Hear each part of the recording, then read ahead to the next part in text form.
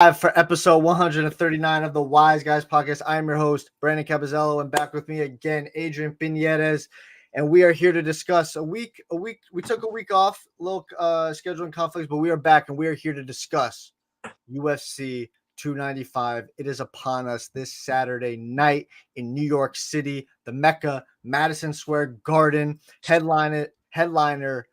There you go. He's wearing the New York jersey. Headliner Yuri Just in case I Procházka forgot. taking on Alex Pereira for the light heavyweight championship. We've obviously had a change in the fight card. John Jones and Stipe is no longer happening. Very disappointed. I do feel like the magnitude has been felt by no Johns and Stipe. I feel like if it was upon us this week, I feel like there'd be a lot more energy. But even me personally, just feeling right now about the card, thinking about it, just letting it soak in, there's a little bit of a just like the magnitude's not there because this was Jones versus Stipe. And I know a lot of people said from a competitive standpoint, it wasn't that exciting of a fight, but the magnitude was definitely there. I mean, it's the greatest fighter of all time taking on the greatest heavyweight fighter or most accomplished heavyweight fighter, whichever way you want to put it.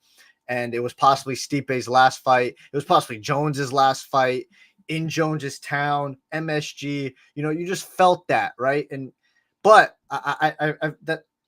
let's stop with the negatives for right now because we do have two great fights, co-main event and main event upon us, Adrian, and we're going to get into that. And we're also going to talk about who Jailton Almeida should be fighting after a snooze fest on Saturday night in Brazil. I mean, dear God, he just listen. Gotta get the job done. A win is a win is a win. But I mean, you just laid on top of him, no groundwork. And we'll get into some other things later on the show. But before we get into the show, please, if you're watching us now, give us a like, thumbs up, subscribe if you are new, share the content on social media with your friends and family. It's much appreciated. And comment along with us and tell us what you think about the thoughts that we give to you about UFC 295. Give us your predictions. What did you think about UFC Brazil? They don't really call that anymore on Saturday night. And the other topics we discuss. And go follow us on our social medias. All the links are in the description as usual. I don't want to sound like a broken record. Adrian, how are you doing this fine Monday night, November 6, 2023? Man, I mean, I'm just kind of just ready to see what's going to happen with this light heavyweight division, man. I just really hope that this whole thing gets sorted out, man. I really do. This thing has been, like everybody's been saying, this division's been snake bitten for years, ever since Jones left it. It's unfortunate, the whole situation with Jones and Stipe. Like you said, it was supposed to be the most accomplished heavyweight in UFC history. I will add that because I'm going to say Fedor. So I'm going to sneak Fedor in there as the most accomplished most accomplished heavyweight of all time. But I think that, and I think John Jones, debatably, or if not undisputedly, wherever you want to talk to about that, the GOAT of MMA.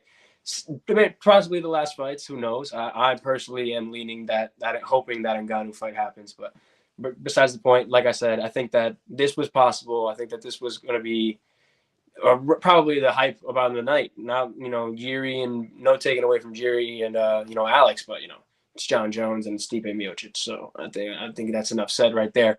But like you said, besides the point, we have some good fights that we get to see. Tom Aspinall fight, a fan favorite, and Pavlovich kind of just like sorted this whole thing out with a heavyweight class, kind of just keep it pushing because that injury that he had with the pec is going to take 8 months. So that there's going to be their interim right there, and we'll see how history see if it repeats itself or see if it decides to change it up in the heavyweight division, and hopefully, like I said, with the light heavyweight division. And listen, man, you bring up a fan favorite and a personal favorite of mine, Mr. Tommy Aspinall.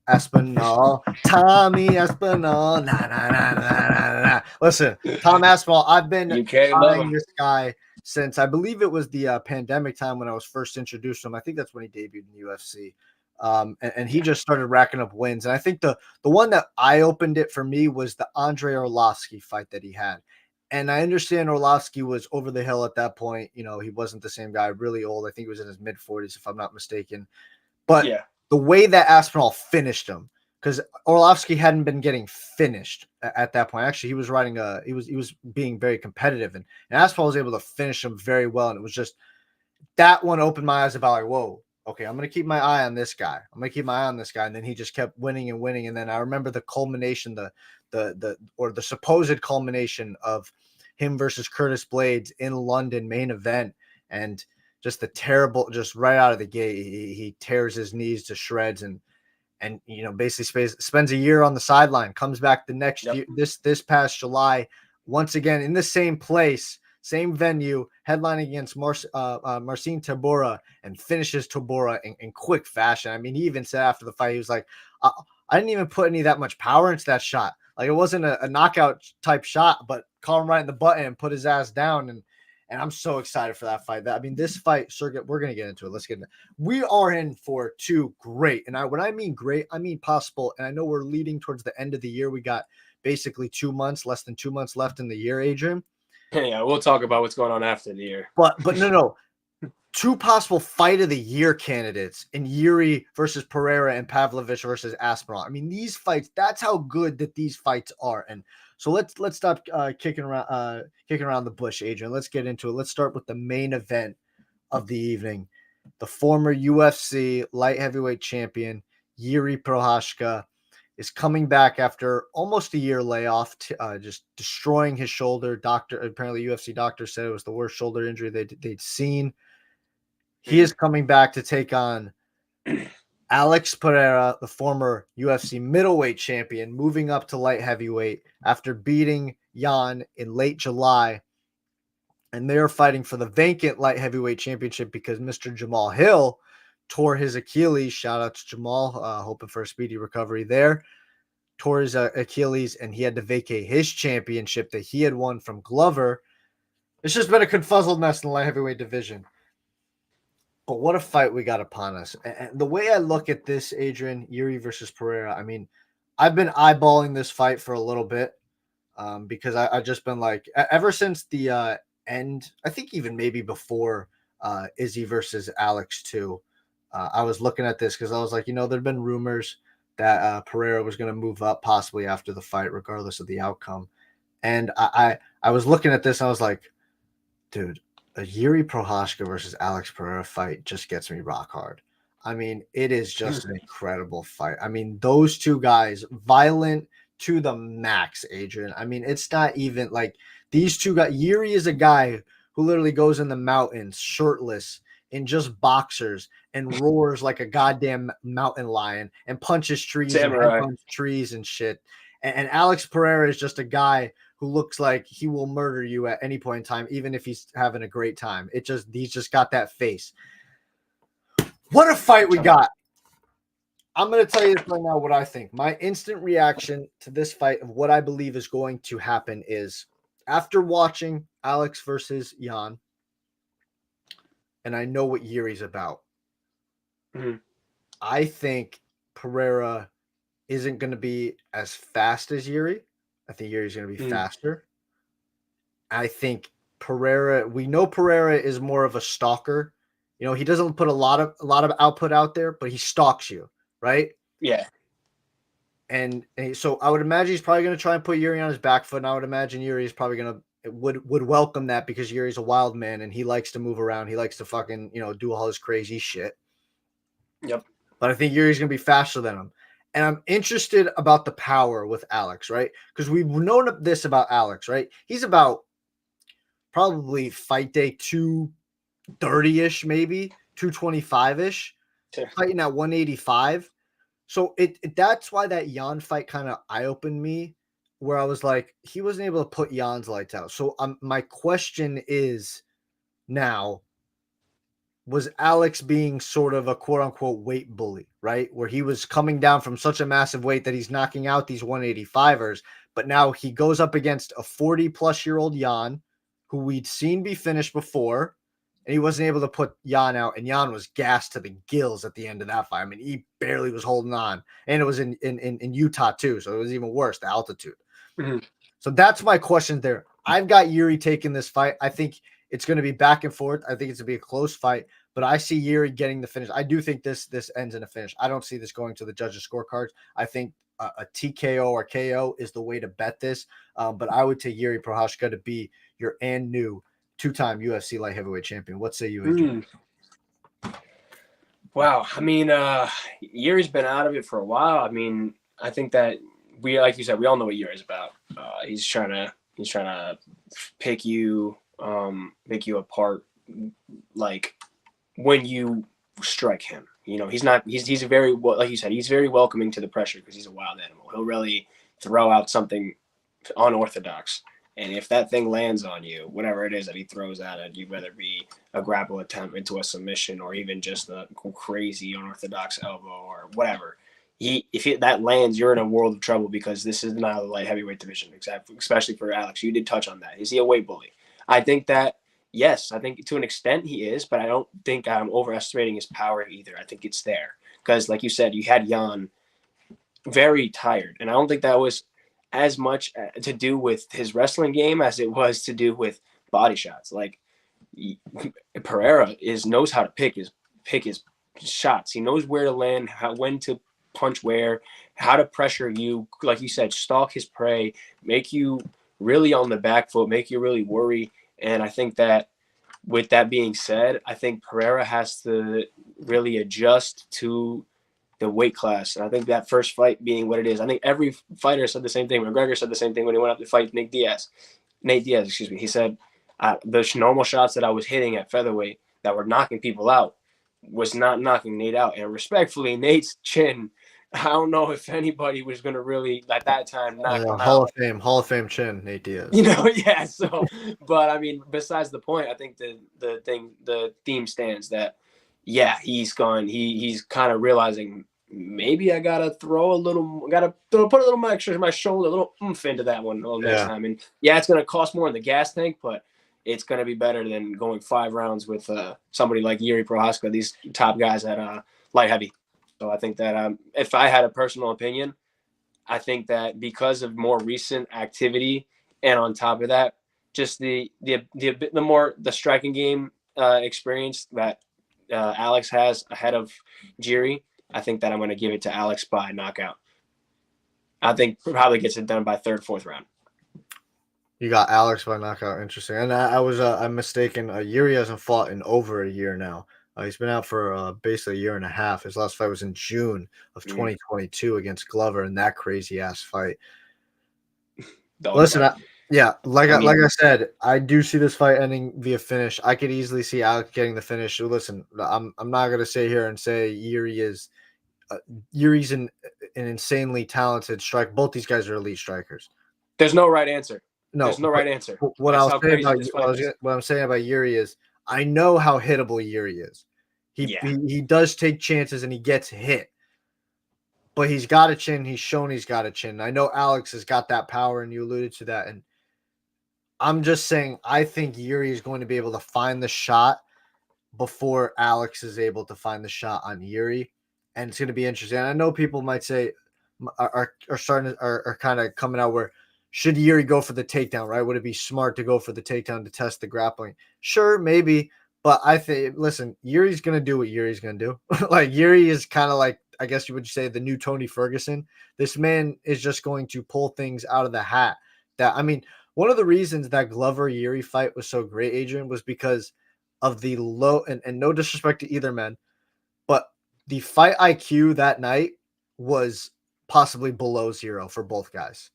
I mean, it was straight just dogfight. It was exactly like there was no thinking, like it was just like straight, yeah. So, and I mean, like I said, I think that that comes in with the time aspect. Like we're talking about Jiri a year ago, right?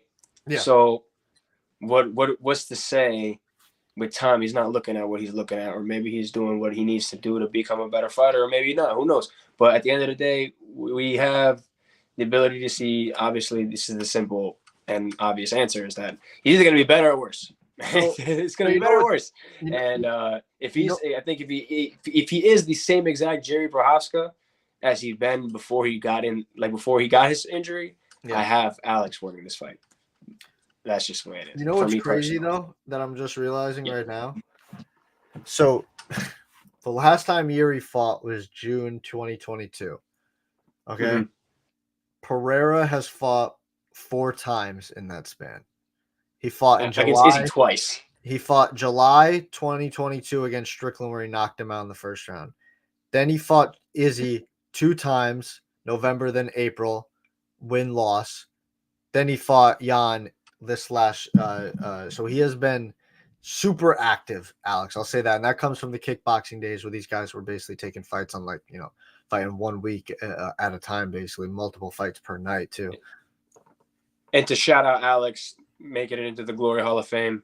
Well deserved. The third man to make it into the Glory Hall of Fame. So shout out to you. Shout out Alex. So I've got Yuri by finish. Adrian has Alex by finish. But I think we both agree that this has fight of the night written all over it. And speaking of another fight of the night, the co-main event for the interim heavyweight championship is Sergey Pavlovich taking on Tommy Aspinall on two weeks' notice. I think so, yeah. This it's with all these short notice fights, man. Short notice fights. This is what's crazy about the UFC. This is what's crazy about the UFC, Adrian. Dana's doing a great job. They're able to pull out things like this where it's just you pull out a fight that is so insanely great, like a Pavlovich Aspinall, right? And people are just as excited, if not more excited, for the actual fight itself. You know what I mean? Like I talked about the magnitude of Jones Stipe, but how a lot of people thought, Jones is gonna blow by him, which I did believe as well. But that's not to take anything away from Stipe's skill set. That's just how much I believe in John Jones' skill set, because I truly do believe he is the greatest fighter of all time.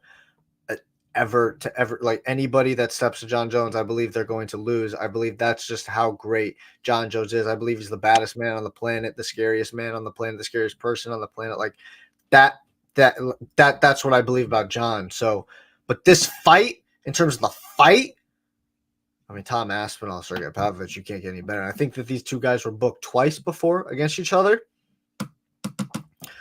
2 weeks notice, game plan. So I guess both guys have trained for each other in the past. So it's not like a completely blank canvas, right? These guys kind of know each other a little bit.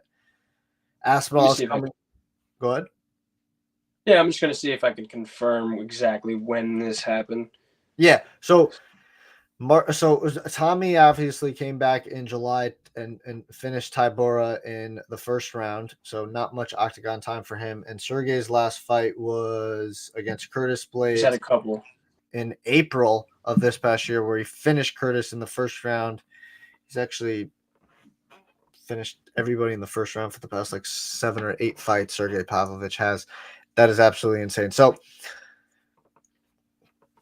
this is going to be another war, Adrian. I'm kind of like, this is what I believe, and I'm very much aware of kind of my bias here, my bias, whatever you want to call it, with Tom Aspinall. I'm a big fan of Tom. I have a lot of faith. I do pin this guy as a future world heavyweight champion, and he's on that precipice right now, obviously about to claim the interim heavyweight championship. I understand the danger of Pavlovich. I understand this man is striking wise on an elite level. Power wise, he's on an elite level. It's going to be very, very difficult to take this man down, especially in the early rounds. Size wise, they match up very evenly. Pavlovich, I think, is a tad. Nope. Aspinall is 2 inches taller, but Pavlovich has a 6-inch reach advantage on Aspinall. Man, I got Aspinall win this fight. I could easily see this going 5 rounds, Adrian. I could easily see this ending before the judges' scorecards. But I'm going to go Aspinall, but understanding that Sergey is a live winner of this fight. This is just a hard one to really focus on.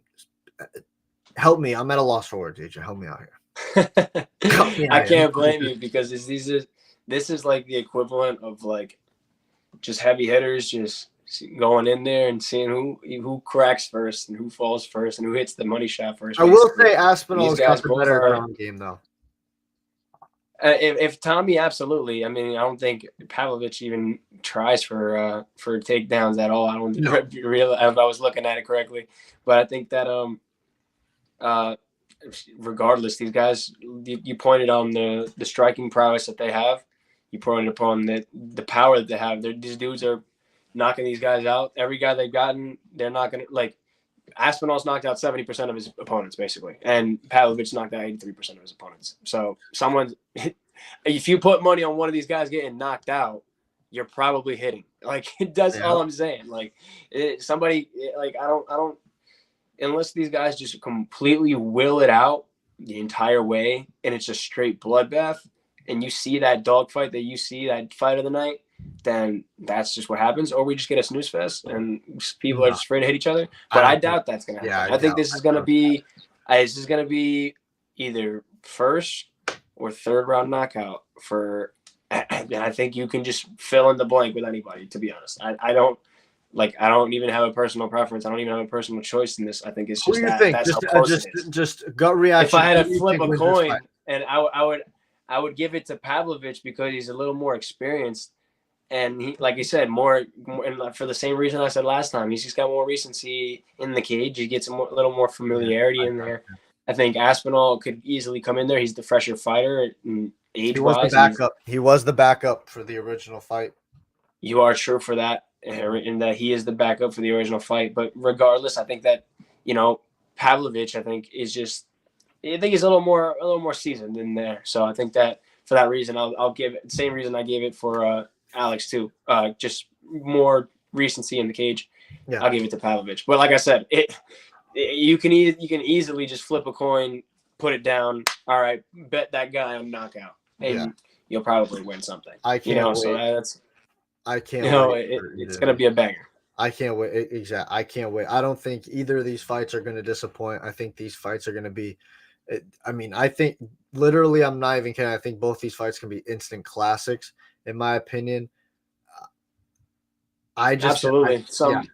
Go ahead. Some Ultimate Fighters like season 1 type vibes for the heavyweight clash. Yeah, sir. That first Frank Mir fight that really put him on the map. And it's giving me some type of vibes like that. And these are pick'em fights too. These are pick'em fights too. I mean, I'm not gonna spoil it for you, but like Aspinall and Aspinall right now is a -115. Pavlovich is a -105, and on the main event, Alex is a -130 and Yuri's a +130. Really? +110, I should say. These are pick'em fights. Like these literally are pick'em fights, and they're gonna be so great, man. I'm super excited for the actual fights. What's your level of hypeness for this Saturday night, for those two fights? I think personally, I've grown to really like Pereira as a fighter and as a personality. The whole thing is got going with Chaman, the stone face. It's just I love it. And then the same thing with Jiri, like you touched on the fact that he's just this samurai that's just out there that's just doing this crazy like anime shit like this. He's just this Lone Ranger weirdo that I think that just I personally love it. And just seeing these two, like this one like tribal warrior that's just freaking humongously terrifying versus this other samurai, the way they got it going on, that in itself has got me hyped. And then you got this heavyweight bout that's giving me it's giving me some hype for the heavyweight division that I haven't had in a long time. So I think that instead of seeing like just a Thai Tuivasa versus whoever, and no disrespect to Bam Bam, but we need something happening in the heavyweight division. This is going to be a very it's going to be a very technical fight, Aspinall and Pavlovich. I don't think you're going to see guns ablazing right out of the gate. Both are going to be very, very smart about how they approach this. They're going to know they have 5 rounds to get it done, but when they do start swinging, when they do start entering, because they're going to have to, and I'm telling you, Pavlovich is not built like that. And neither is Aspinall, where these guys are just going to stand across the cage from each other, 5 feet away from each other, and just stare at each other for 5 rounds. That's not happening. I'm telling you that right now. Mm-hmm. I'll go on record right now, all right? I'll stick my claim on. That's not happening. This is not going to be Francis Ngannou and Derek Lewis. They're going to go after it. And it's going to be the co-main event and main event, in my opinion, Adrian. You could put just those 2 fights there. I'm good. No disrespect to the other fighters on the card. Like you got some good fighters, and we're about to get into it. But I'm good with just those 2 fights. Like that. That's it. But one thing I wanted to ask before we get on to the next fight is, this is the interim championship could make things a little bit foggy here, right? Mhm. And I'll explain it for a second. Because Jones is going to be out for, I think it's about 8 months, is possibly for the torn pec, right? Yes. They're not going to strip him. Jones has made it clear he wants Stipe, right? And Yeah. the UFC has made it pretty clear they are going to give Jones Stipe. Like, Stipe even came out and said, "Oh, they never asked me if I wanted, the interim championship shot." Dana was the one that said, "We don't want to disrespect Stipe by asking him to fight for an interim championship, so we're going to keep him off the side." So that's basically telling me the UFC wants to do Jones versus Stipe, because I think that they just want to do Jones this solid because of just it's John Jones. They're going to do Jones this solid, and they want Yeah. Jones to continue to fight, right? It's going to be And hard he to didn't need convince to come Jones. back. Yeah, Exactly. it's going to be hard to convince Jones to come back. For no disrespect, I love Aspinall, I love Pavlovich, but it's going to be hard to get him to wake up out of bed for those two guys. So Stipe is the guy he wants. So when that fight is going to happen is if that fight happens, let's say in July of next year, right? And I think that's maybe the earliest it could happen. You're telling me the winner of Pavlovich Aspinall is going to be having to sit around from now until July, and then even after that to see if Jones even sticks around or Stipe sticks around or whoever wins sticks around? They're going to be sitting there on the sideline? I think that there's no way that you have an interim champion and a champion, and then the champion comes back and fights somebody that isn't the interim champion. But that's what's going to happen, Adrian. That's what's going to happen, because that's what they're planning on. That's literally what they're writing out in front of us. But I just that's never happened in UFC history. I don't think that the fans would really mind it because of the whole history and who they are, the name value, and who the whole thing and ordeal. But I think that Dana, even at one point, is going to realize what he's doing. That interim championship is going to happen. One of them is going to get the belt, and he's going to turn around and look at Stipe and be like, "Yo, respectfully, you got to fight for the interim championship if you want to fight for the championship." No, I don't think Stipe minds fighting for the interim championship. Like he said, they didn't ask me. Like I would have, I guess basically saying he would have considered it or he would have done it.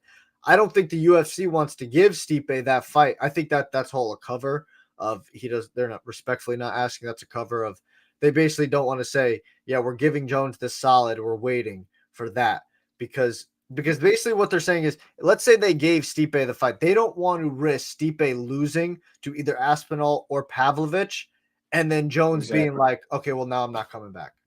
That's what they don't want to lose out on. That's really what they don't want to lose out on. That's why Stipe's not fighting this Saturday night, because they fear that Stipe would possibly lose to Pavlovich. Probably it would have been Pavlovich because he was the backup fighter anyway. So that's where I'm like, this gets foggy now. Like, okay, so are we going to see an interim champion defend the interim championship? I believe we have seen that once before. I can't remember exactly what it was. I think it happened once, but are we going to see that? I think it happened in the light division with I forget who it was. Was it? No, I don't think Gaethje did it. No. This happened. It might have been Ferguson. Years ago. It might have been Ferguson that had to defend his belt. No, because he got stripped after the Kevin Lee. This happened like years ago. I forget exactly who it was, but that's where I'm thinking this might be headed is, will Aspinall or Pavlovich, the winner of this fight, have to defend their interim championship? And I think the answer to that question is yes, or they're going to have to sit out basically a year. I think that's where it gets, like you said, I think it gets a little foggy because, I just don't see it. I don't see an interim champion waiting around for another contender, no matter who it is, fight for a belt while there's an interim champion. I've never seen it. I don't think it'll ever Dana's gonna get the fight done. Dana's gonna get the fight of whoever wins this against Stipe while Jones is recovering, and so I think it has to happen. It's going to happen because there's no way that he does that. I just don't see it. I really don't. And I think that I think Jones. Adrian, you're telling me it's really just speculation at that point because you're telling me if you're Dana White, you would put Stipe against the winner of this, possibly having a chance where you lose your cash cow and John Jones's comeback fight. I wouldn't, but if I was Dana, I wouldn't have made this fight in general for an interim bout. Well, I that's would the have only made way it you're for getting anyone that Aspinall fight. out of bed. That's the only way you're getting Aspinall out of bed in 2.5 weeks is you have to make it for an interim change. He's not coming. Oh, hey, Tom, you want to fight on 2.5 weeks notice to fight Sergey Pavlovich just to fight him? No, thanks. Yeah, I'm going on vacation. yeah, and I agree with you 1,000%. It just, it gets to it, like you said, it got to a weird point where it's just like you're making promises to people, unspecific promises, and it's like they don't have to abide by Stipe or Jones whenever the time comes. And yeah, it could cost them, but since when has the UFC shown that they're willing to cost themselves over their the way they do things? I don't know. I don't. It's a whole sense of speculation at this point. I just think at the end of the day, they've got something they got to deal with, and we'll see how Dana untangles this knot he's put himself in. All right. Yeah, just to quickly go on over a couple of the other fights. I mean, I'm eyeballing Andrade and Dern. Andrade, I think, on a 3-fight skid. That's an interest. It doesn't have much implications in the where is that happening? The strawweight division now. Yes, the We've kind of strawweight division. yeah, we've kind of seen the flyweight women's division is on fire. I'm much more invested in that division than I am any other women's division. The strawweight division is pretty. I'm just kind of waiting on Weili versus Tatiana Suarez. No offense, but it should be a fun fight. Andrade versus Dern. I mean, Dern's obviously going to be looking for the submission. Andrade is going to be a pit bull and start firing those little T-Rex arms at her with a lot of power behind those T-Rex arms. I'm not trying to. There's a lot of power behind that. She's the only female, I believe, to have a knockout in 115, 125, and 135. She's got the power. I'll take Andrade in that fight. I think that she's able to get the job done. I think because Dern is kind of a one-trick pony. Just find the submission. I think Andrade can stay away from that. I think Andrade can stay away from it too. I think the only thing that beats Andrade is, like you said, she's a little pitbull. She likes the rush into things, and we've seen, like you said, she's on 3-fight skid, and I think it's partially, with the way she's her fighting, and she's still figuring out her her formula. And I think that if she can't, figure it out, like you said, or like she's been on 3-fight skid, I think that Mackenzie Dern, even as a one-trick pony, she's not ranked number 7 for no reason, So everybody's dangerous and everything can happen. But I also think that Andrade can get this one done. Yeah. Next up, we've got Matt Frevola, the Steamroller, taking on Benoit Saint Denis, BSD, out of France. He just fought a couple of months ago in France and got a big win, big finish. This is going to be an exciting ass fight. Frevola likes to bring it. He's on a 3-fight win streak, 3 straight knockouts in the first round. Last one was a big win against Drew Dober. That was a big one. And Benoit, I think it's Benoit is how you say it. He's on a 4-fight win streak, all 4 by finish as well. 2 submissions, 2 TKOs. Big win over Thiago Moises was his last big win. Like I said, in France. Frevola's the betting underdog. I think I saw a thing that he has been in the betting underdog for his last 4 fights, and if you would have cashed in on all of them, you obviously would have, won a lot of money there. Interesting fight. I think BSD gets it done, but I think the smart thing to bet is this is not going to the judges' scorecards. Mm-hmm. I agree. I think that both guys, although very precise and very efficient on getting it done, I think that they're. I think I also get. I think I got BSD getting it done just because of the ground game. But at the end of the day, these dudes, man, it's gonna be a good fight. Yeah, I think it's hard right now, especially to bet against Frevola. So I think I might actually take Frevola, to get to finish this and surprise a lot of people. I think it's, like I said, you said it's the last four. He's you cashed in on those, you would have been a happy dude. So you're gonna be a very, very happy dude. I might be late to the train, but I might hop on that one. Hop on the Like steam guys train like of Matt Favola. And one other fight I want to highlight is Mark Madsen taking on Jared Gordon. Madsen, just an insanely accomplished wrestler. Just check his accomplishments. It's insane long list. But he's taking on Jared Gordon, who's fallen on some tough time, Mr. Jared Gordon. Obviously, last year in December, the fight against Patty, where a lot of people believe he won the fight. And he got the L for that. And then this last one against Bobby Green, which was a no contest. It now he's fighting an insanely gifted wrestler. I don't know who you pissed off, Jared, but and actually, if you look at the odds, Mark Madsen is the underdog at a plus 150. I'm loving those odds all day of the week. All day. But let's move on to our next topic, Adrian. This past Saturday, the man who fought in the main event, Jailton Almeida. We're not going to talk about the fight because there's literally nothing to talk about. Jailton Almeida just laid on top of him for about 21 minutes, and it was bad. I mean, he did what he had to do.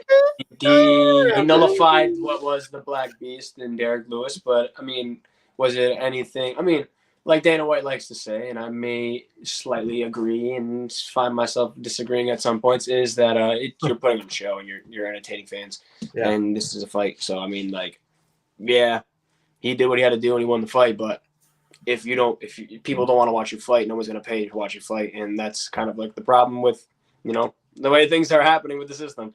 So you want pay-per-view points, you want to make your money, you got to be you got to draw eyes, and I don't think after that fight so watch them fight too much. Yeah, completely agree. So the question at hand is Jailton Almeida's next fight, right?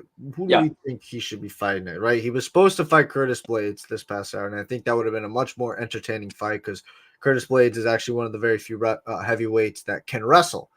I would like to see Curtis Blades' wrestling game more. I think he became more of a striker. He fell in love with he fell in love. It's usually he fell in love with the striking, but I mean, like his wrestling has always been there, and I think that would be a good fight for him. So that's where. So I'm at. He obviously called out Cyril Gane. I don't think he's getting Cyril Gane. No, he's not. I think the way to look at it is, listen, Curtis Blades is the next big thing to get, the next big name. I mean, if you want an easier fight, Volkov is right there. I mean, Volkov, we know, is liable to get finished by submission. He's tough on the feet, but once you get him down, he looks like a fish out of water on there, and Jailton Almeida should be able to get the job done there.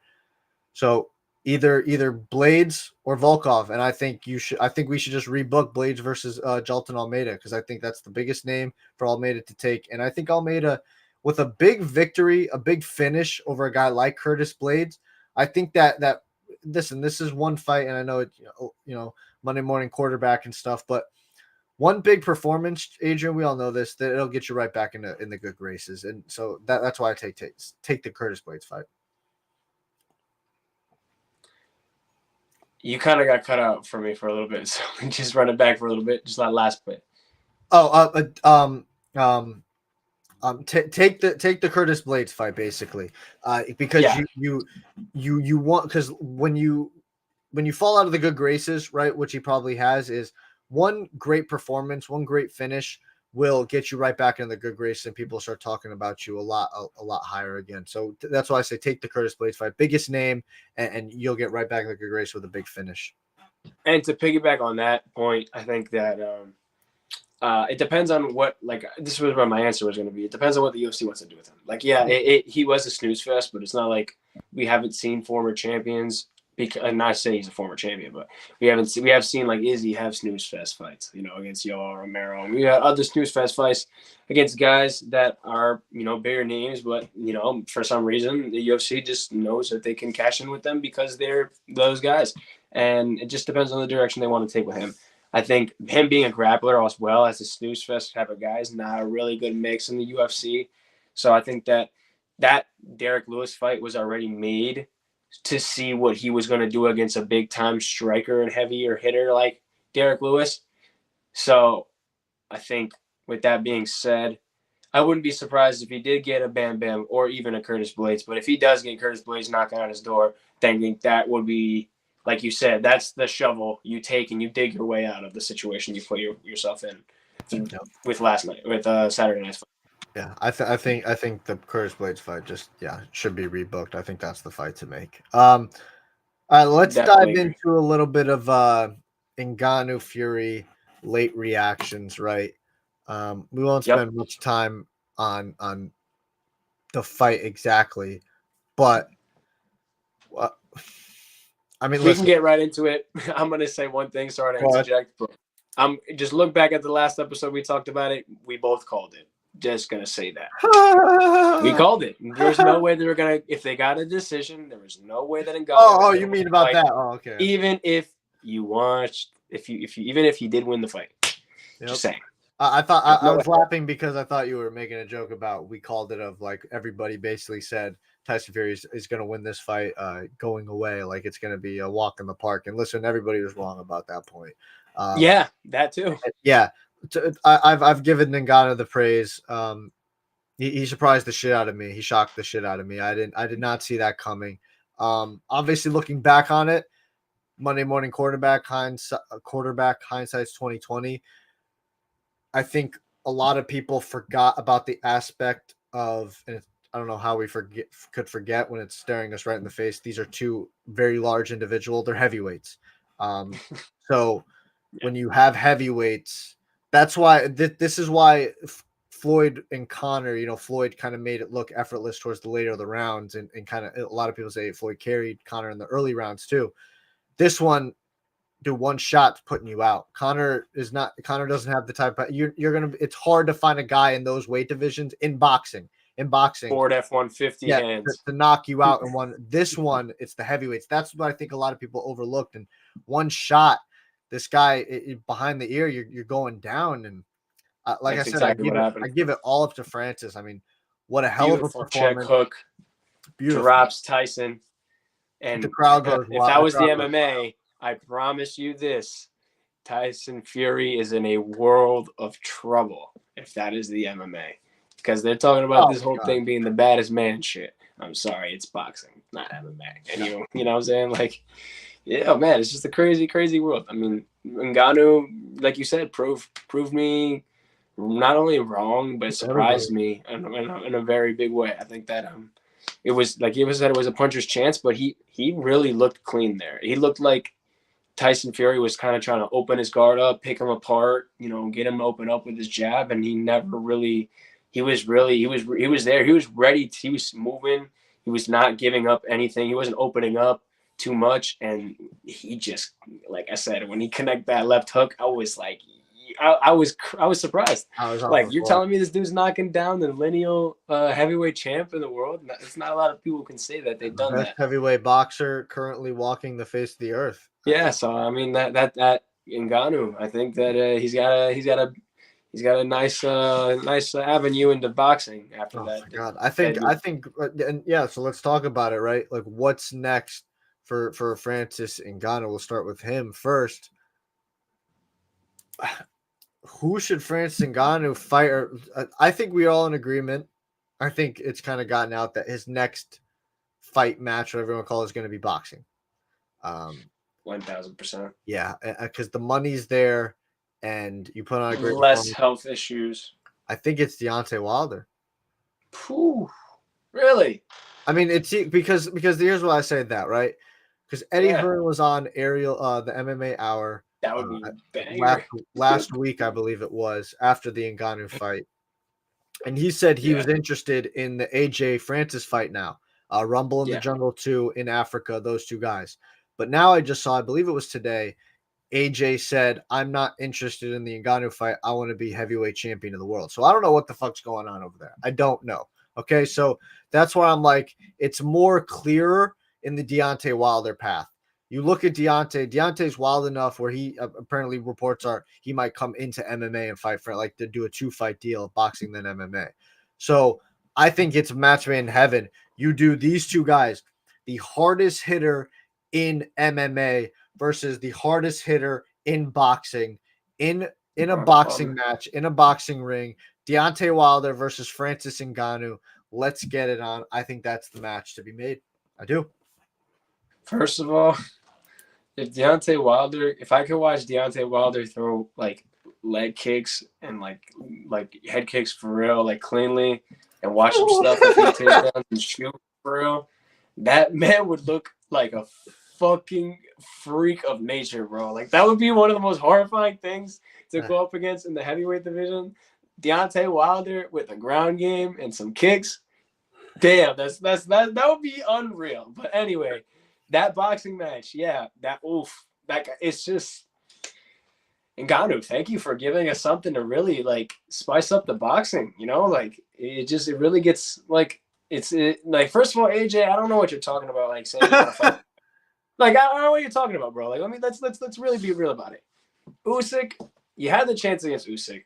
You didn't take it. Fury was literally calling for your name. He ducked Usyk just to call for you, and you didn't take the fight for whatever reason. I don't know. But He's fumbled the bag so much. So it's like, I'm not interested in. I want to be a champion. You want to be a champion? Close to the championship. Who is knocking on your door? Yeah. Most people don't get that opportunity. And that just reminds me. And he looked good enough to get a fight against you. So sorry, like this is you. I'm sorry, like this is what it is. But that reminds me. They were supposed to do Anthony Joshua versus Deontay Wilder this December. That was supposed to happen, and then the talks fall apart. So what do you mean? So you had your chance there, right, to fight Deontay to get back in the heavyweight championship talks, and then that completely. I don't know what AJ wants. Listen, I think he's just waiting for Fury to lose. Tough shit, buddy. You lost twice. You lost to Andy Ruiz. All right, and that trilogy hasn't been set yet. You guys are still 1-1. You're still 1-1. All right, and you lost to Usyk. I think it was twice, if I'm not mistaken. You fumbled the bag multiple times. You had the chance to hop Usyk and take that fight, and you didn't take the fight. So I think that besides the point, I think that Ngannou will have his fair share of pickings and whoever wants to take the money, because you have to also understand he's a promoter himself too. So he can offer a good bag to anybody who's willing to take the bag. Deontay, former UFC heavyweight champion. Saudi's backing him now. Yeah, so I mean, it just like you said, Deontay's wild enough. He's accomplished enough to really look at it and be like, "Yo, let's do it." And I think that Deontay is the money fight to make. That would be one of the most insane bouts to watch. That'd be like two modern Mike Tysons, just that'd be like two created fighters fighting against each other. Like that's insane. Like where you just add everything to power. Everything to power. Add all your skill points to power, and that's it. I would be so excited. That's the fact. If I'm Ngannou, and I truly do believe this, and I believe this before the Fury fight, right? So before preconceived notions of what I saw from Ngannou that night, I believed that Ngannou's best shot in boxing to win was Anthony Joshua. Because what I know about Anthony Joshua is he's very stoic. He doesn't move well. He doesn't have very good head movement. He's chinny, and he's there to be had. Yeah, and that's exactly what Ngannou needs. Just a stick to stand in front of him. I'm not gonna sit here and disrespect AJ that hard, but I will. That's not disrespect. That's what he is, though. No, absolutely. But I mean, he is what the boxing isn't what it was. I will sit here and agree. I think that Ngannou doing what those are his deficiencies. Ngannou doing what he did to Fury does make us look like, wow, like Ngannou is really nice right now. So I'm not gonna sit here and sit. No, but I had these thoughts before. I want to see Ngannou. I want to see Ngannou against a pressure fighter, because Fury is a more like, he is applying pressure. He is like throwing his jabs out there, wanting you to open up. But Fury's not gonna be like, Fury's not Deontay Wilder, where he's like walking you down, and he's like throwing bombs at your arms, forcing you to open up. I would like to see a power versus power fight like that. And yeah, Ngannou hitting that pick-me-up fight would be nice, and for Ngannou. But I mean, in the sense of just value into like the viewer, in a more entertaining fight, Deontay Wilder for me is the fight to make. Yeah, and last thing on Ngannou, I think he made a mistake in this aspect. I think he just made one mistake. There was no need to sign with the PFL. Because your next match is going to be in boxing. You're not going to fight MMA for a very long time now, possibly maybe late next year. There was no reason to sign for the PFL because the PFL are not really in co-promotion with. They weren't in co-promotion with the Tyson Fury fight. I don't think they'll be in co-promotion with the Deontay Wilder fight. Maybe if they make it a 2-fight deal where Deontay comes over, okay, but I still don't see why you needed to sign with the PFL. You didn't need to. You could have been a free agent basically. Imagine Ngannou's value. Well, imagine Ngannou's value that Monday after the Fury fight was through the roof. Through the roof. So if But he with was all a free agent, like I with just feel all like intents and purposes, he doesn't get that. He doesn't get that fight done if he doesn't have somebody backing him. I disagree. He doesn't get that fight done if he doesn't disagree. have somebody backing him because he needs not only the money to entice Fury in the sense of like, oh, like we're getting this done and this is we are Yeah, but incentive. that was the Saudis that got it done. The Saudis got it done, not PFL. Absolutely, but the Saudis are also they're also helping fund the PFL, if I'm not mistaken, correct? That's They not are, smart. but like, come on, the PFL is not. Fury Ngannou could have got that deal done without. Ngannou is a co-promoter, a part of the PFL. There's no Yes. reason why the PFL themselves can't move into boxing. You see what I'm saying? Like, there's no reason why now with Ngannou as the face, there's no reason why they can't actually, and especially with the Muhammad Ali Act, if they move into boxing and there are boxers that want to fight, they could choose to sign with anybody. They don't have to fight with like it's not like the UFC where they're locked into whoever, whenever. It's they can take their title, they can take their ranking and move anywhere and fight anywhere. So it depends on what the PFL decides to do. But now with Ngannou as a actual boxer instead of just MMA, I think it does open up the doors on what they can do and choose to do. We'll just have to do it. So let's level. Tell me what your level of hypeness now for Tyson Fury versus Alexander Usyk in February now, not December. What's your level of hypeness now after the fight? It's kind of dropped, if I'm not gonna lie. Yeah, because it's like we've wanted to see this fight for quite a while to unify the belts, and it's kind of like they were like dancing around each other, and then now all of a sudden out of nowhere, Ngannou makes Fury look very human. Yeah, and we all just didn't really expect Usyk to do that, and Usyk could do that, and that would be great and all. But it's not like it's not like it was like Usyk who did it first. You know what I'm saying? It's always the who did it first thing, you know? And with Ngannou doing it, it kind of took the spark away from this invincible aura around Fury being, overstepped by Usyk. I don't know. It kind of Ngannou just is stealing the show right now, respectfully. Yeah. And with the outcome of that fight too, it's a weird place to be if you're in the Fury camp.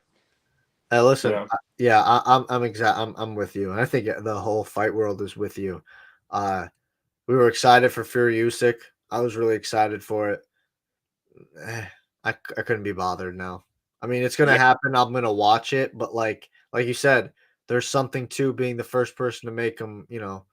I just saw you, and again, we're giving all the credit to Francis Ngannou, but I just saw the quote unquote best heavyweight boxer walking the face of the earth right now, and some people believe the best heavyweight boxer of all time. Not me, but some people do believe that. For all intents and purposes, lose to a guy in his first ever professional boxing match.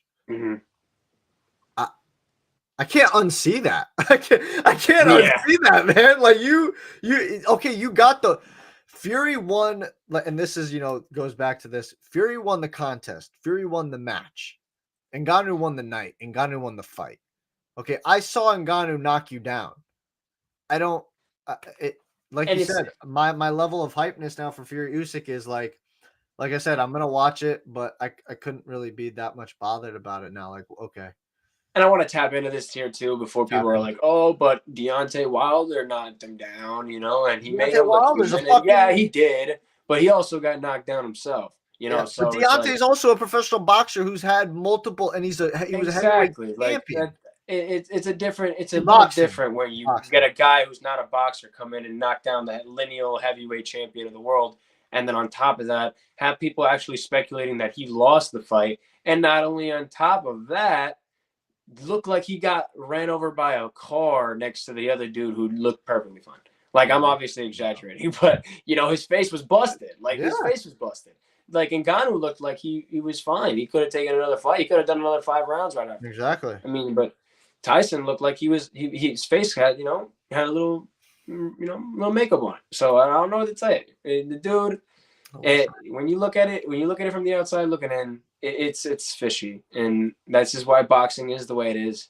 Man, this is all the to be the old head pointing at the sky. This is what they'd be saying. It's a little shady. So I mean, it's a little shady. To get into to wrap up the boxing talk, I just want to make a couple of statements here, and if you would like to comment at the end, Adrian, you're more than welcome to. If not, that's perfectly fine. But I'm going to wrap this up because I just got to get this off my chest.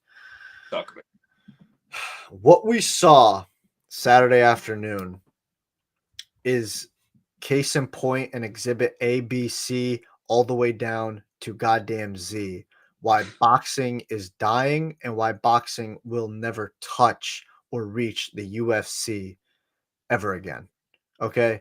From let's talk about before the fight. The press conferences absolutely suck. Boxing press conferences suck. There's too many people. There's too many people up there that I don't care what they have to say. I don't want to hear from a 90-year-old Bob Arum who could barely put a freaking sentence together. No offense. I know he's goddamn rich and stuff, but I don't care what he has to say. I don't care what the excellency of Saudi Arabia. I don't want to get shot down right now, but I don't care what he has to say. All I care about, and no offense to John, I definitely don't care what John Fury has to say anymore. I don't. Thank you. That was what I was trying to get into. I don't, buddy. I know you want your 5 minutes of fame because your son is the goddamn best heavyweight boxer on the face of the earth right now, but you got to stop it. You got to really stop it. And I don't care what Dewey Cooper has to say. I don't care what any of these guys have to say, and no disrespect to any of them. The only people I care to hear from are the two men that are going to be fighting against each other. That's it. Mm-hmm. So press conferences in boxing absolutely suck. They're terribly done and terribly run because everybody just wants their 5 minutes of fame. Everybody just wants their face to be up there. Number 2, the weigh-ins suck for the same exact reasons. There's too many people there. It's all crowded. It's not done well. It's just absolutely terrible. You look at how the UFC does press conferences, how the UFC does weigh-ins, and you look at how boxing does them. It is a drastic difference, night and day, of how an elite company does things and how a bottom franchise does things. That is night and day. And finally, Adrian, I just saw your last point. And you took the words right out of my mouth and put it right on my screen. I'm not even exaggerating. I was in Foxwoods the day of this fight, right? I got there early. I wanted to get there early because I thought this match was going to go on, in the middle of the day, right? Yeah. We were sitting there between the co-main event and the main event. It was about an hour and a half difference. We were sitting there waiting. They had music performances from I don't even give a fuck. I don't care. Da Baby, Lil Baby, that baby. I don't care. The woman, Dua Lipa, whoever the fuck it was. I don't know who it was because I don't care. Woman. The baby, the woman, doesn't matter. When I'm tuning in to a goddamn boxing match, a boxing event, that's what I'm paying to see. Boxing. I don't pay to see a goddamn music performance or a concert. So please cut it. And an hour and a half is ridiculous. I mean, it's ridiculous. That is the final reason, the nail in the coffin, why boxing is dying, because they try to get too cute with shit. They try to put smoke and mirrors. And listen, I'm a professional wrestling fan till the day I die. It was my first love, and it still is one of my loves. I am all for a great grand entrance, right? But the entrances in boxing, they fucking suck. Go watch a WrestleMania entrance of a John Cena, Shawn Michaels coming out ziplining and stuff like that. Even Logan Paul in wrestling. His entrances are great. In boxing, they're terrible. They're so bad. They're not done. You had Ngannou and freaking Fury, Adrian. I kid you not, sitting on thrones for over a minute, just sitting there. Just sitting there. I'm tired of it. I'm tired of this. This is why boxing is dying. And Dana is completely right, where it's every boxing event is a going out of business sale. Everything is buy one, get 50% off. We have to sell. We have to give you this is why, those reasons are why boxing has been defeated and we'll never see the UFC again. It can kick rocks and eat their dust. I end my case. You want to comment? I'm gonna just add a little bit to that. I'm gonna add a little spice to that rant here. Just to do it to him. I think that just the UFC probably could take a little bit from the little entertainment aspect and the smallest bit, like you said, with the wrestling. But I think that with the whole deal with Endeavor, that they'll start doing that along the line with WWE being a part of like entrances, you mean? But yeah, not really with entrances. Maybe with like between fights. Maybe like for the people that are there, we don't have to see them on the TV or whatever. Or maybe like with entrances too. Who knows what they end up doing? But they have the WWE, that whole deal with Endeavor now. So you never know whenever Vince McMahon can start throwing ideas out there and whatever ones Dana eats up. I mean, Dana has he started to do a couple of entrances. I mean, Izzy obviously has his grand entrances. Connor has his smoke machines where he freaking tries to hotbox the entire arena with his smoke entrances. But yeah, they've done a little bit. But I hear what you're saying. Go ahead. And I think that to go back to the main thing is that if you're there, it's a dope thing. You're getting concerts and shit. But this is I don't even think they give a fuck. I think that they probably don't care as much as certain audiences in probably America would have cared if they were there. But I think that it's crazy. I think that it gets to a point where you're just, like you said, you're bloating the whole thing, and we're not really we're around the world watching to see these guys fight, and the majority of people who are watching, let's be honest, like are how many people from Saudi Arabia are actually watching? Who knows? But how many people are tuning in from the UK?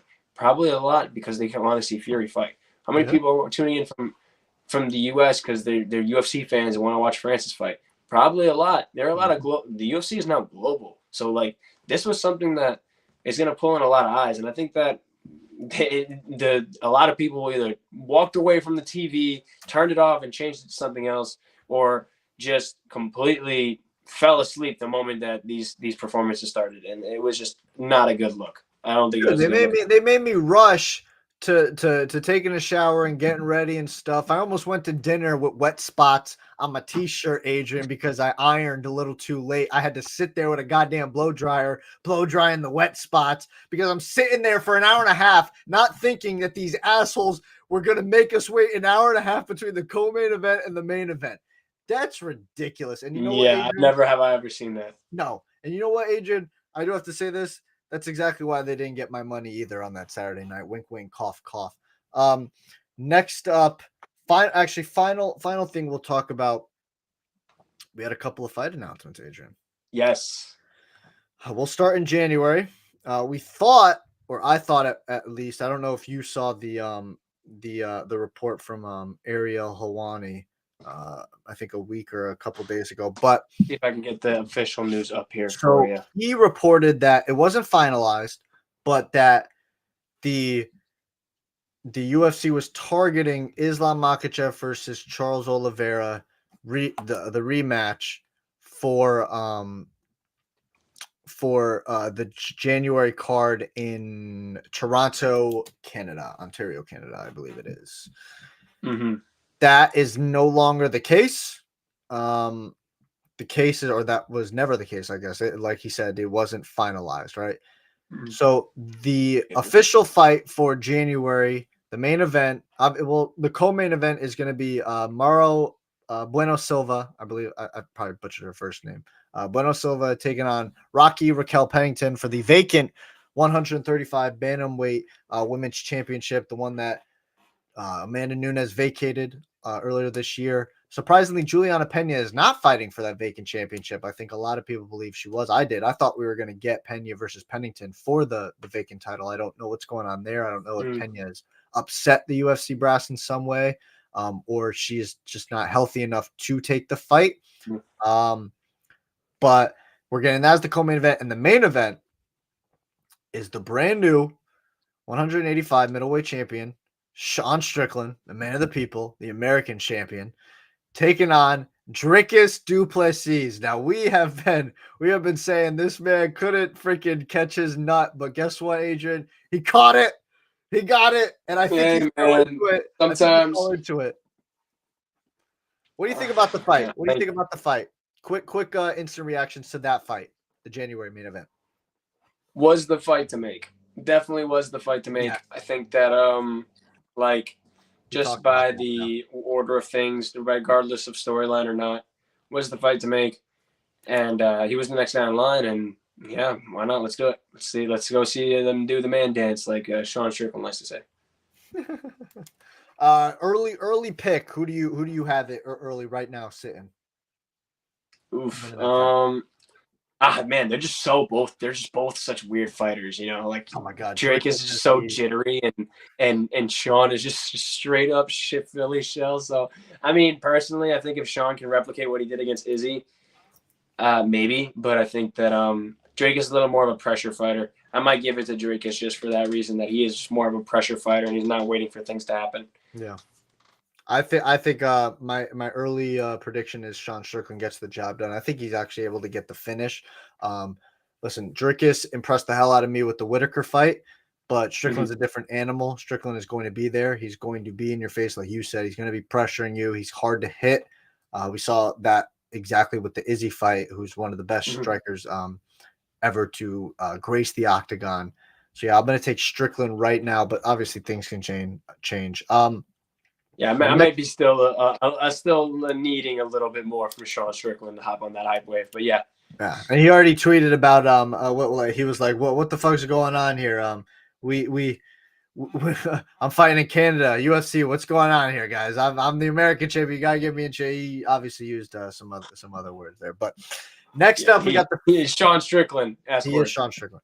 Next up, we've got the February fight, and I'm happy this is actually the February fight, and I'm happy the UFC obliged, or Alex obliged, or Alex's coach is obliged by this, and another month of rest is just the best way to do it. But we are getting Alexander Volkanovski defending his 145-pound championship against Ilia Topuria. He's basically out of contenders in that division, Adrian. This is I believe Ilia is the 6th ranked featherweight, if not 5 or 6. He's out of contenders there. He's run through them all. And Ilia is the basically the last guy that's out there. He wins this fight. I don't know where the hell he goes from here. I really don't. The only other alternative is the Aljo fight, but Aljo lost and he hasn't fought yet. And I don't know what's going on with Aljo, so I don't even know what's going on there. Maybe the Henry fight, but I don't know. Henry obviously won to be the double champ. But what do you think about this fight? What do you think about Volk versus Topuria, February? I'm in a weird place with this fight. Yeah. Because we have seen time and time again fighters, once the mind's not fully in it, it's hard to replicate the success you've had when your mind was fully in it. Yeah. And I don't know if I don't want to question Volkanovski's work ethic at all. You know, I think you give him the full fight camp, he'll get it done. I still have Volkanovski winning this fight, personally. Yeah. I want him to. In my heart, I want him to. Yeah. But there's something about the whole vibe in the air and the whole like if you don't stop the downwards momentum, it's just only going to start picking up and getting faster. And I think this is an opening for Ilia Topuria and with the mental hurdle that Alex is going through, that might just, kind of break open a new era in the featherweight division. Yeah. Like I said, it's just it's in the air a little bit after that last fight Alex had. But I think personally, Alex full fight camp, still a demon. He gets it done. I don't think that, like you said, he's running out of contenders. I don't think anybody in that division really holds a candle to him. But I think it's really, if he loses, he beats himself, and we start seeing the renaissance of the featherweight division. Yeah, I'm taking Volk to win this fight. I believe in Volk. I believe that the full the full camp. And I think that he's just better than Topuria. Me too. And I think he's not to say that he obviously was ready to go in terms of mindset wise to go against Islam. The challenge was there. He's been openly saying like, I want to shut this little weasel up. Basically, yeah. He's got some stake in this fight. Yeah, because Topuria is basically saying like, I'm going to be the one to finish. Like, I'm going to be. Islam's already the one to finish him, but he's taking basically everything else that he has to gloat about. Volk does, but I got Volk winning this fight. I think I'm going to put the faith in Volk and to get this fight done. And finally, the March main event has been announced. The return of the fastest rising star in mixed martial arts, Sugar, the new UFC bantamweight champion, Sugar Sean O'Malley, is taking on Chito Marlon Vera in the rematch of a controversial fight that I was so disappointed to see. Adrian's giving the thumbs down. Let's go to Adrian. What are your thoughts on this fight? You don't like it? I don't. I do not. Are you about the meritocracy? You wanted it to be Merab? I do. Like, I'm a firm believer in two things. One, there's a line. There's a line. These guys work hard, man. These guys work hard. Yeah. These guys work hard. They put everything on the line. They train hard. And then you're just gonna sit here and tell me the champion just so happened to be the guy I beat and I get a title shot for it? Word. Like, word. Yeah. No, that's not the way this works, buddy. Like, you lost to Sandhagen respectfully. You lost. Sandhagen wants to fight Merab. I get it, but like, Sandhagen makes more sense in this fight. Merab makes more sense in this fight. I just don't like Cheeto. Not to take anything away from Cheeto, because Cheeto's he's ranked, he's there, he's not. But he's coming off a Sandhagen loss, if I'm not mistaken. Has he bounced back from that loss? Yeah, he beat Pedro, I believe. Pedro Munoz. He beat Pedro. Yeah, so he's got that bounce back win. Yeah, sure. But does that contend for a title shot? Is that a win worth calling for a title shot? I disagree. I don't think so. No, it doesn't. Not at all. You're gonna tell me Merab didn't fight for a title this entire time because Aljo was the title holder. And then Aljo is now no longer the title holder, and the number one contender doesn't want to fight for the title. Makes no sense. I don't see it. Let me clear it up for you, Adrian, because it makes complete sense to me. Let me walk you through it. Yeah, enlighten me, please, because I don't see how this makes sense. Merab fucked himself multiple times, and I don't have the map of what happened over the past couple of months and year, I guess. But what I remember is I don't have it in front of me, but I know for a fact Merab consistently said, this is what happened. After the Sugar Aljo fight, okay, Aljo was very unsure of what he wanted to do next. Right? That was the confusion. Was Aljo didn't immediately call for a rematch, and Merab didn't immediately call for a title shot. Merab's first words out of his mouth after this fight was, I'll wait, give Aljo his rematch because he deserves it. You don't say that. You don't. Okay? After the fact of you've been saying the past year that you guys won't fight each other. You don't say that, because what are we going to say again? Dana does not like that shit. All right? Yeah, especially if Aljo's not even calling for it himself. Yeah, and then you've got Aljo saying, like, okay, I might move up to 145. Okay, I'm not going to move up to 145. Okay, give it to Merab. Okay, don't get, I want my rematch now. Rematch. Hey, he put the iPhone up, rematch Sugar, ? Like, neither of you guys are being consistent.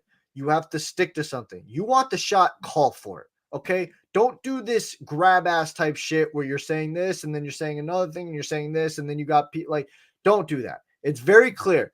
You messed up. Everybody saw the wave coming. Okay? You had Cheeto on the same card as Sugar. If Sugar won and Cheeto won, everybody knew. Everybody and their grandmother knew what was going to happen. They were going to book this. Okay? And to add insult to injury, Merab and Aljo, after the fight, didn't call for their shot. That's what happened. They fucked themselves. Like,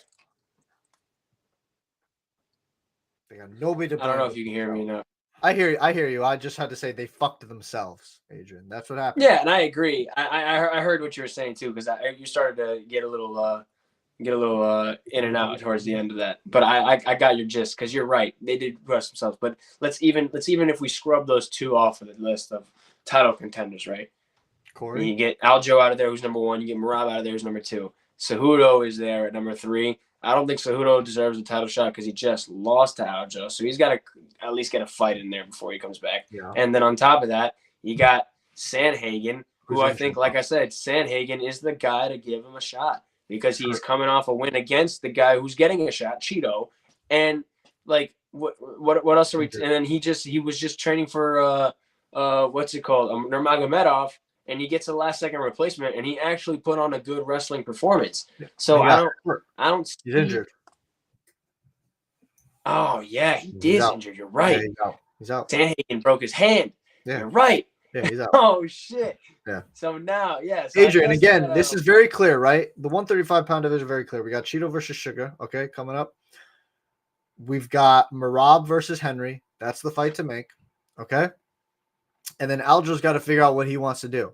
You want to stay at 135? Okay. You want to move up to 145? Okay. But you got to tell us what you're going to do. Not us, but the UFC. You got to freaking make a choice here. All right.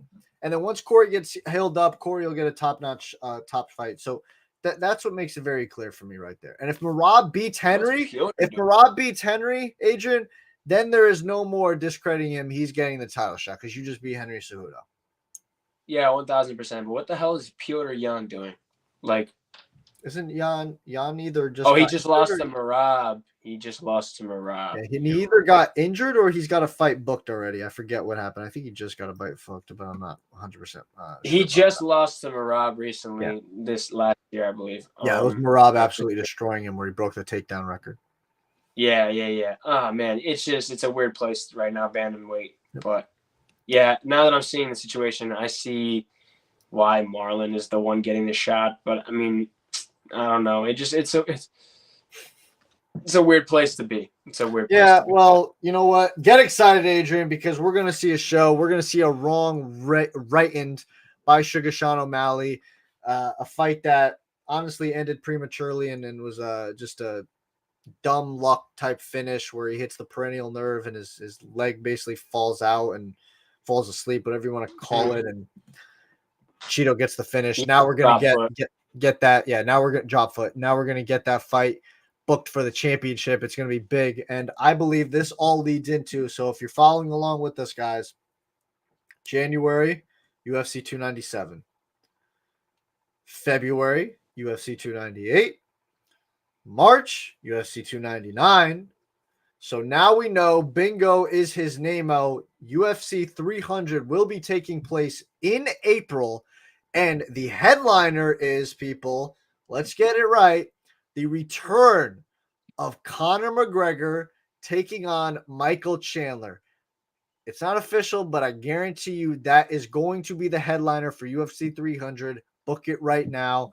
Get ready, folks. I cannot wait. It's going to be exciting times. And if I wasn't mistaken, I did see Dustin Poirier tweet earlier today, UFC 300 as well. So we could be seeing Dustin Poirier on that card as well. UFC 300 is going to be stacked. I cannot wait.